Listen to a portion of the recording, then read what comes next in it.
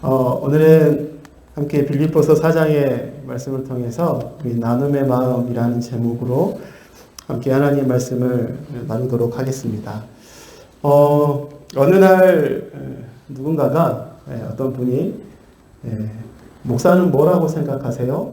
라고 이렇게 질문을 한 적이 있습니다. 목사는 어떠한 사람인가?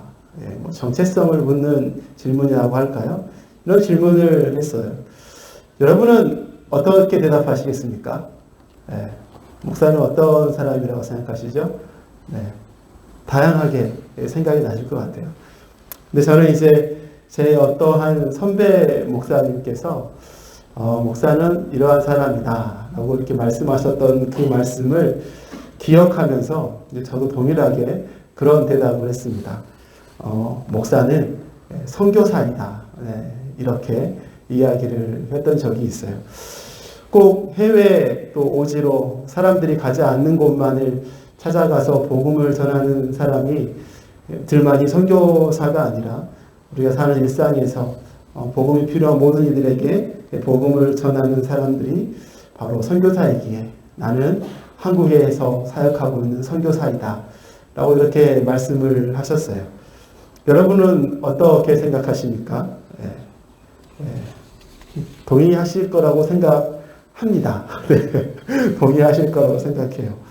여러분, 결국은 우리가 살아가고 있는 모든 세상이, 여러분, 다 모든 땅이 선교지이기 때문에 우리 모두는 예수 그리스도를 믿고 거듭남을 경험하고 내가 주님을 내 구주로 영접하고 또 그분을 향해 달려가는 모든 삶이 바로 선교사와 같은 삶이 아닐까 하는 생각을 해보게 됩니다.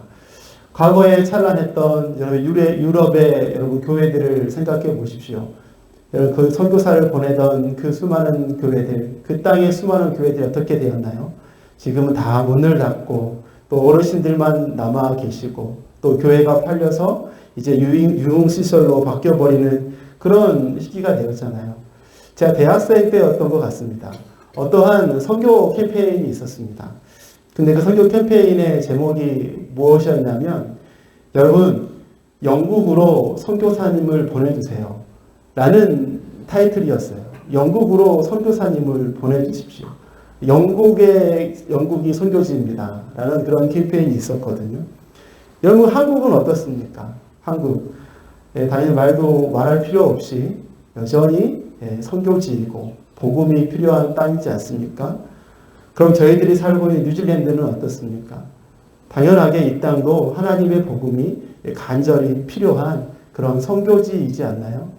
차를 타고 해밀턴 시내만 쭉 지나가 봐도 거리마다 구걸하시는 분들이 참으로 많이 계시고 또 마약과 술에 취해서 비틀거리고 있는 사람들을 우리는 쉽지 않게 볼 수 있는 것이 바로 이 땅 뉴질랜드가 아닌가라는 생각을 해봅니다.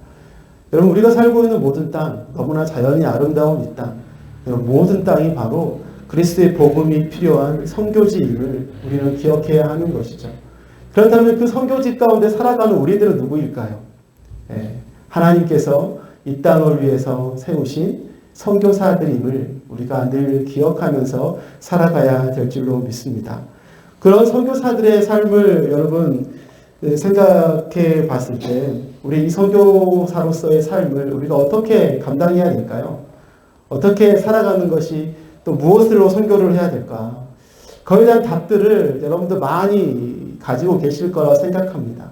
근데 오늘 이 시간에는 오늘 본문의 말씀을 통해서 이 나눔이라는 단어를 통해서 우리가 그 답을 또 우리의 삶의 방향을 한번 생각해보고 찾아보는 시간이 되었으면 좋겠습니다. 우리가 선교사의 삶을 살아갈 때에 우리의 삶 속에서 나눔이라는 것, 어떤 우리의 헌신이라는 것, 드림이라는 것, 이것을 구별해서 우리가 생각할 수는 없을 것 같아요. 여러분, 가장 근본적으로 우리는 무엇을 나눠야 하는 사람들입니까? 바로 우리에게 거저주신 하나님의 은혜의 복음, 생명의 복음, 그 선물을 나누는 삶이기 때문이죠. 여러분, 이 나누는 삶이 선교사의 삶이 아니겠습니까? 그리고 여러분들 우리의 현상으로 봤을 때 우리의 물질의 나눔을 통해서 시간의 나눔을 통해서 또 우리의 삶의 나눔을 통해서 그것들이 복음의 도구가 되어서 우리는 사역을 해야 되는 선교사의 삶을 우리는 살아가야 되는 것이죠. 결국에 우리의 모든 일상의 삶이 선교사의 삶이 되어야 함을 우리가 기억해야 할 것입니다. 그런데 오늘 본문을 보니까 이처럼 일상의 선교사의 삶을 잘 살았던 한 교회의 모습이 우리에게 보여주고 있습니다. 바로 그 교회가 빌립보 교회였어요. 이런 빌립보 교회는 사도 바울이 전도해서 세워진 교회입니다. 그리고 빌립보 교회는 사도 바울이 선교를 시작했던 그 전도 여행을 시작했던 그 초창기 때부터 유일하게 그 사도 바울의 선교를 도왔던 후원했던 교회이기도 하죠. 그뿐만 아니라 사도 바울이 참으로 힘들었을 때에 그런 좋은 추억을 안겨준 교회이기도 해요. 오늘 말씀에 읽어서 아시겠지만 사도 바울이 데살로니가 지역에서 복음을 전했습니다. 근데 그곳에 있던 유대인들이 사도 바울을 거부하기 시작했고 사도 바울을 해방해서 그를 잡으려고 막 쫓아왔었죠. 부랴부랴 밤에 도망을 쳐서 그곳을 사도 바울이 피했습니다. 그리고 사도 바울이 그 다음 사역지인 베레아라는 지역에 가가지고 이제 복음을 전했죠.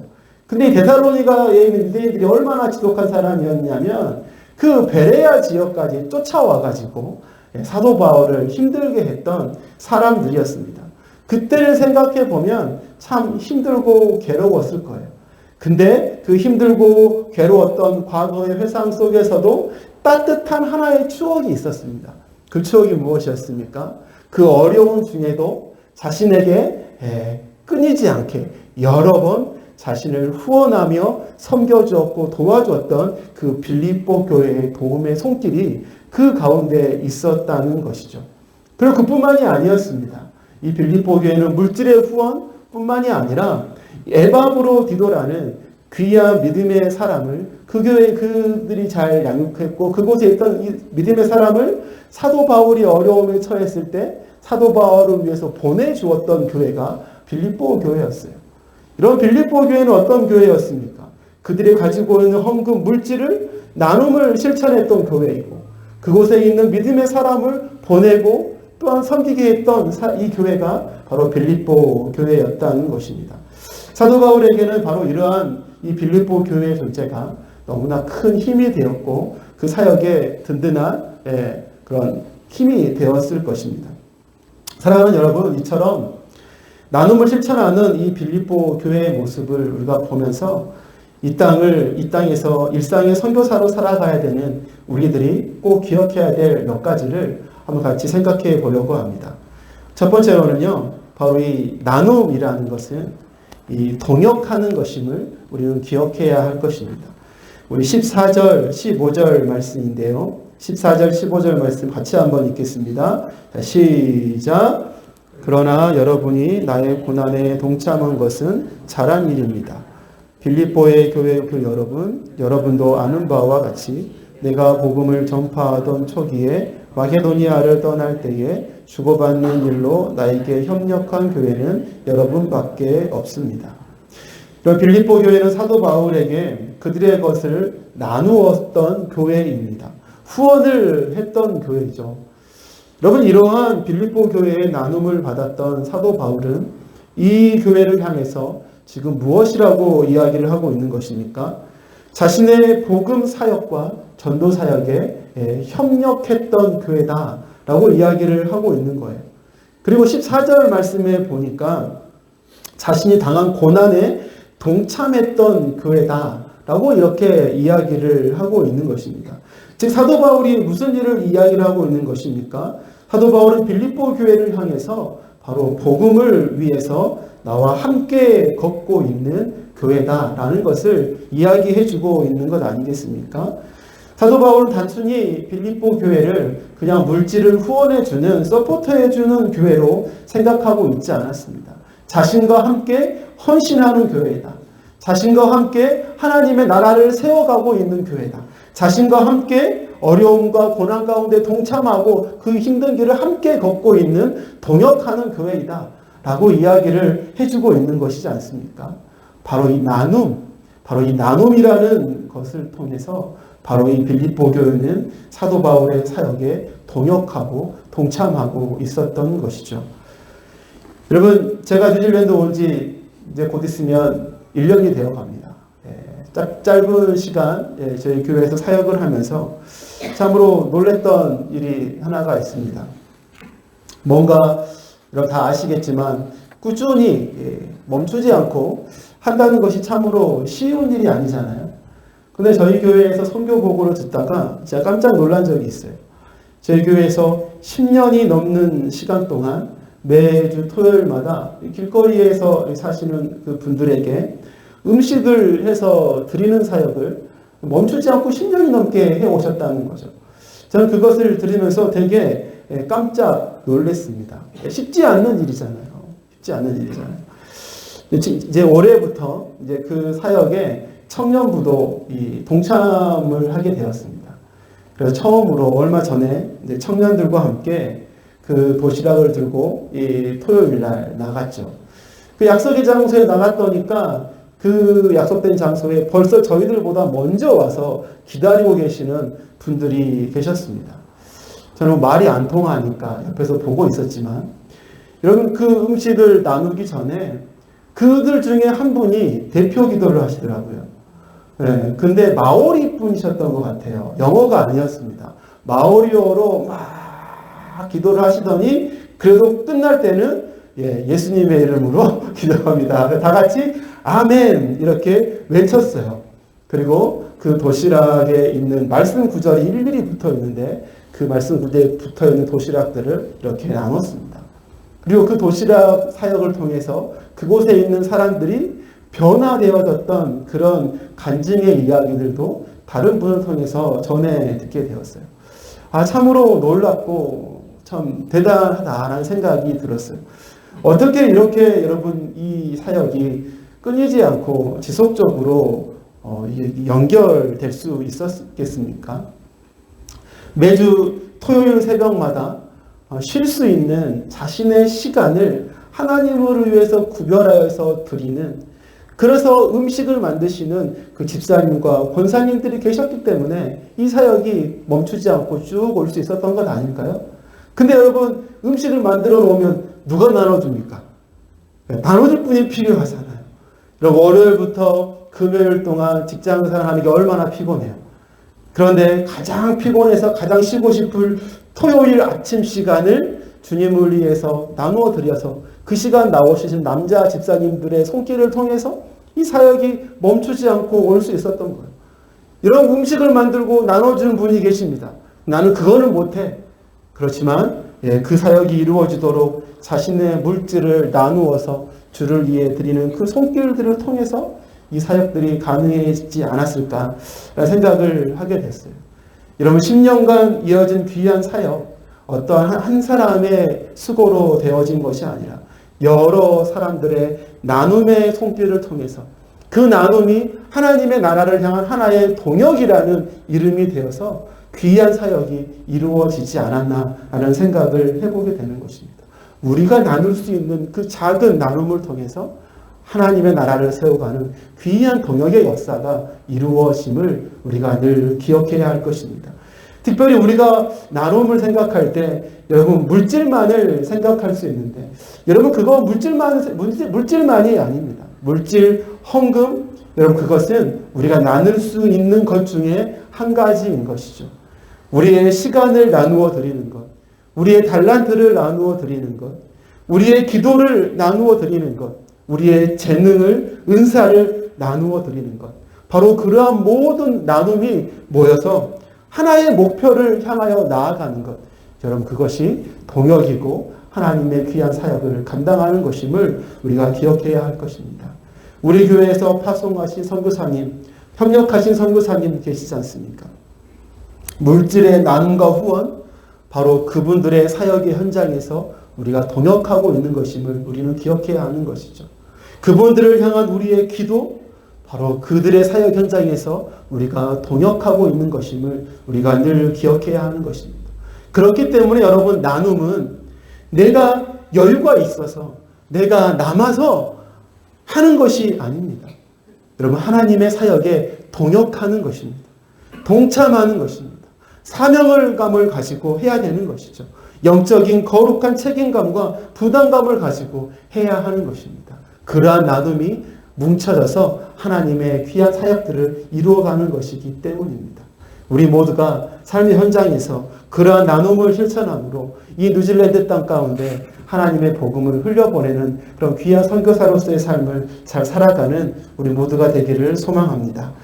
두 번째로 우리가 빌립보 교회의 모습을 통해서 이 땅의 선교사로 살아가는 우리들이 기억해야 할 것이 무엇입니까? 둘째는 바로 나눔은 하나님께 드리는 것이라는 거죠. 우리 18절 말씀입니다. 같이 읽겠습니다. 시작.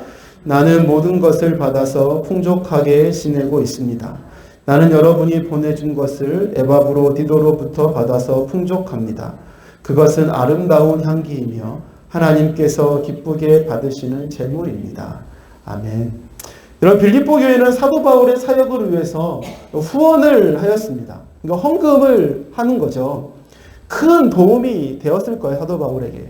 그래서 사도 바울은 이 빌립보 교회의 나눔과 드림을 지금 뭐라고 이야기를 하고 있습니까? 그것은 아름다운 향기이다. 그리고 하나님께서 기쁘게 받으시는 제물이다. 라고 이렇게 이야기를 하고 있는 거예요. 여러분, 교회는 사도 바울에게 자신의 것을 나누어 후원을 했습니다. 그것을 받고 지금 사도 바울이 이야기하고 있는 것인데 그 예물을 여호와 하나님께서 받으시는 제물이다 라고 이야기를 해주고 있는 것이죠. 즉 여러분, 빌립보 교회의 나눔은 여호와 하나님께 드리는 흠이 없고 아름다운 제물이고 예물이었다는 것을 우리가 기억해야 하는 것이죠. 사랑하는 여러분, 우리들도 이와 같은 믿음으로 나눔과 또 드림을 실천하는 삶을 살아가야 합니다. 우리의 물질과 또 우리의 시간과 우리의 재능 그리고 우리의 삶을 누구에게 드리는가 너무나 중요한 것이죠. 모두가 거룩하신 여호와 하나님께 드려야 하는 것임을 우리가 기억하고 해야 하는 것입니다. 사람의 시선을 의식하면서 또 사람에게 잘 보이기 위해서 또 인정받기 위해서 사람에게 드리는 것, 여러분 그것은 하나님께서 기뻐하시지 않는다는 사실을 우리가 기억해야 할 거예요.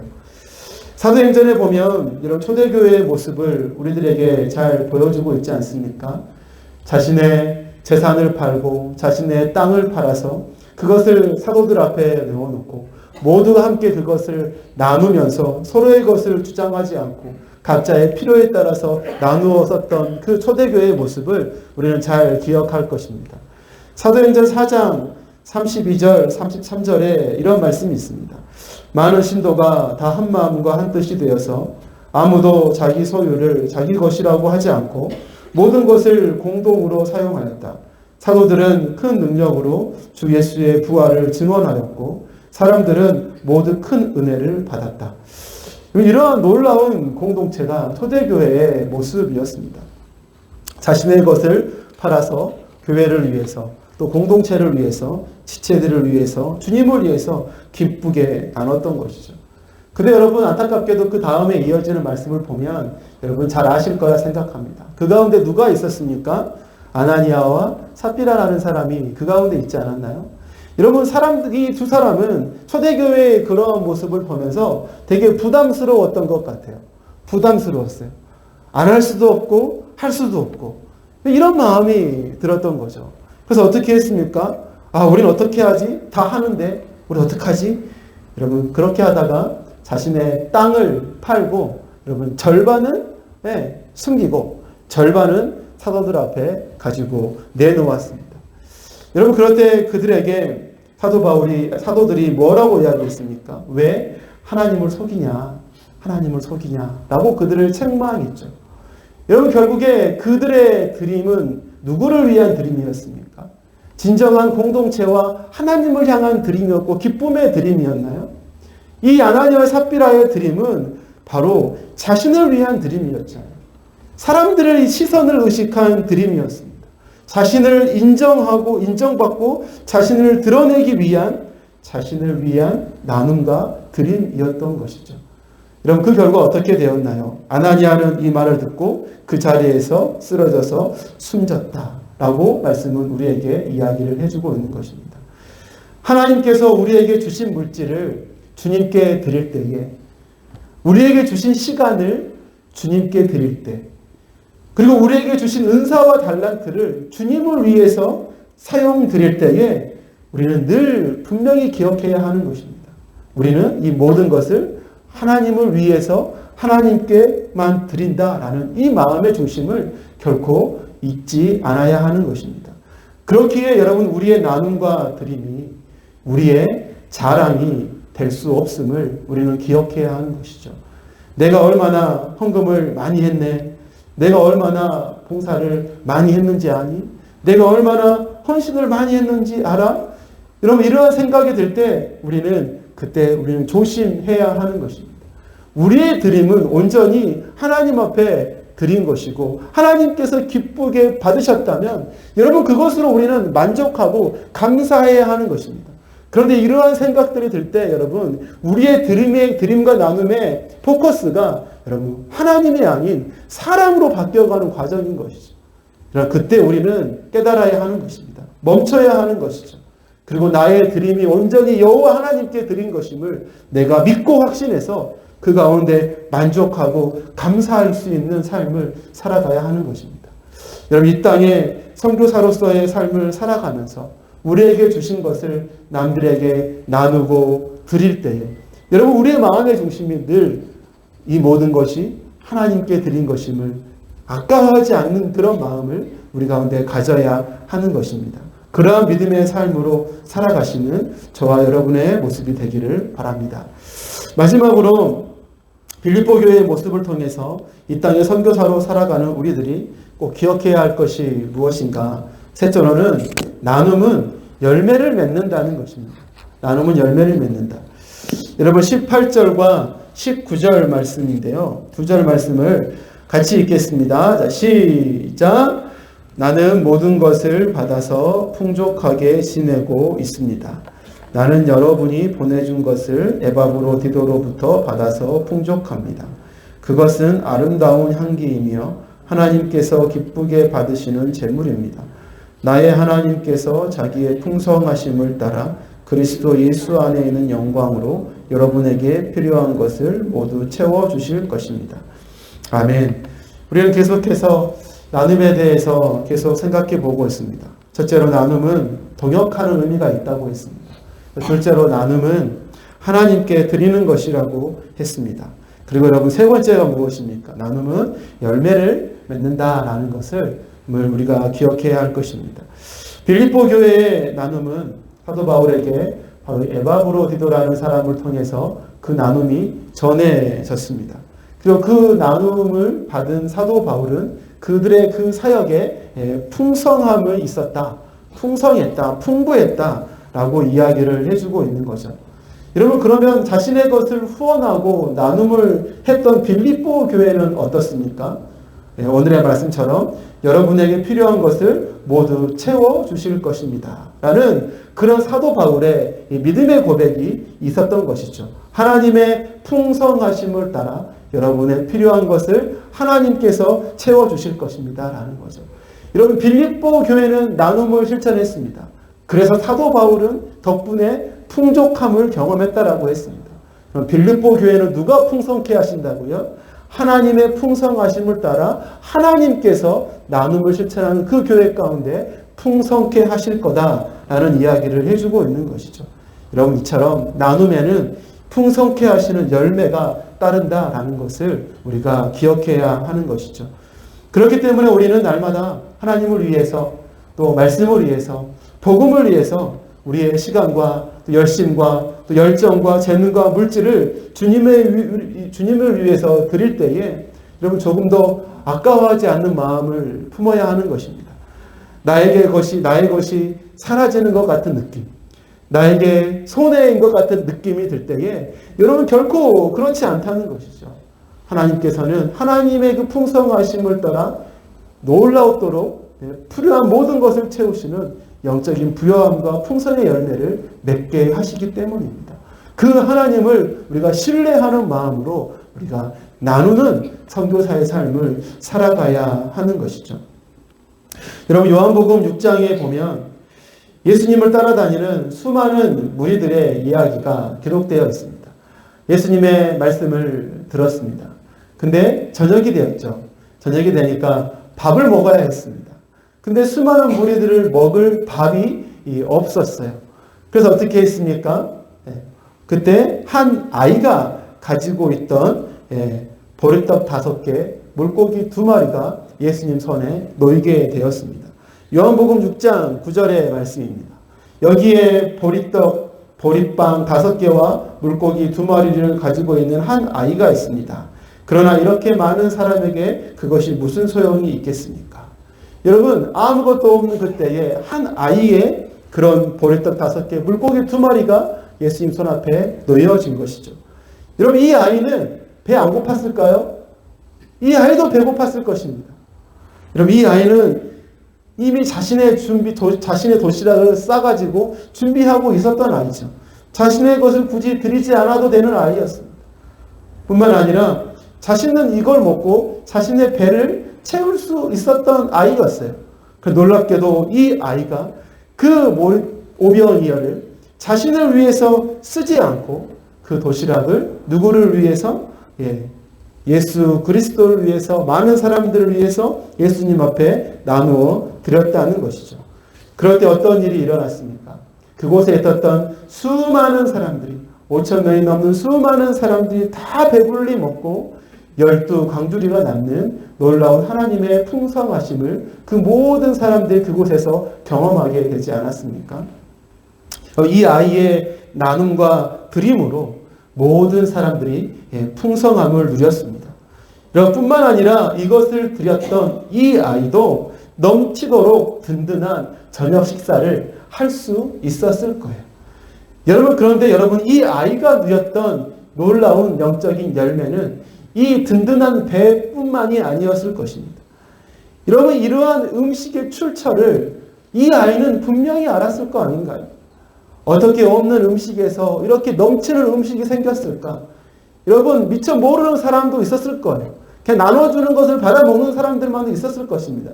근데 이 아이는 100% 이 음식이 어떻게 주어졌는지 누구보다도 분명하게 확실히 알고 있지 않았겠습니까? 내가 드린 도시락이 이렇게 되었구나. 여러분, 그 순간에 이 아이는 배가 불었구나, 음식이 많이 생겼네 라는 것만 깨달았겠습니까? 저 예수님이란 분이 어떤 분이실까? 저 예수님이 진짜로 하나님이시며 진짜로 우리가 기다리고 있는 메시아이시구나 라는 분명한 확신은 다른 사람은 몰라도 이 아이만큼은 분명하게 깨닫지 않았겠습니까? 여러분, 이 아이의 이 나눔과 드림은 그 공동체를 풍성하게 했습니다.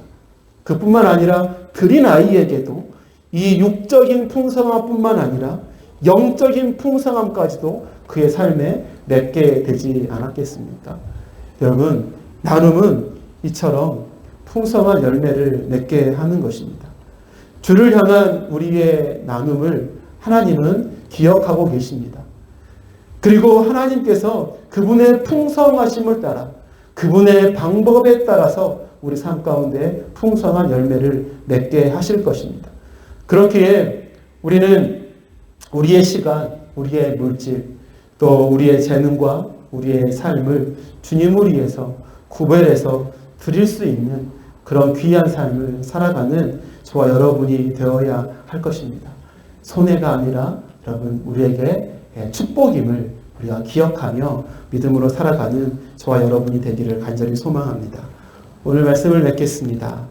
우리가 살아가는 이 뉴질랜드는 간절히 하나님의 복음이 필요한 땅입니다. 이 땅을 위해서 하나님은 저와 여러분들을 이 땅의 선교사로 이곳에 세우셨습니다.